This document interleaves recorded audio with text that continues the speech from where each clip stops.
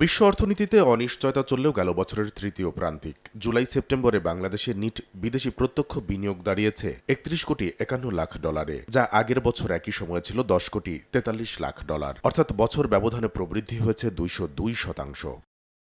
গেল July September প্রান্তিকে equity বিনিয়োগ ৩১,৬৯% বেড়ে ৭,৬৮,০০,০০০ থেকে দাঁড়িয়েছে 10,১১,০০,০০০ ডলারে। এ সময় পুনঃবিনিয়োগকৃত আয় বা রিইনভেস্টেড আর্নিংস বেড়েছে সবচেয়ে বেশি ১৯০,৭%, যা আগের বছরের ৭,২৯,০০,০০০ থেকে বেড়ে হয়েছে ২১,১৫,০০,০০০ ডলার। এটা একটা সিগন্যাল দিচ্ছে যে আমাদের এক্সিস্টিং ইনভেস্টররা কমফোর্টেবল।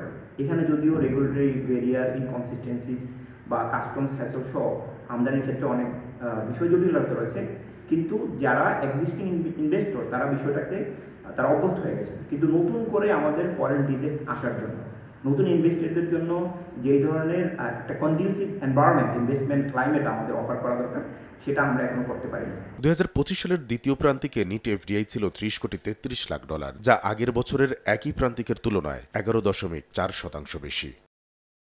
কামরুল হাসান সবুজ, সময় সংবাদ, ঢাকা।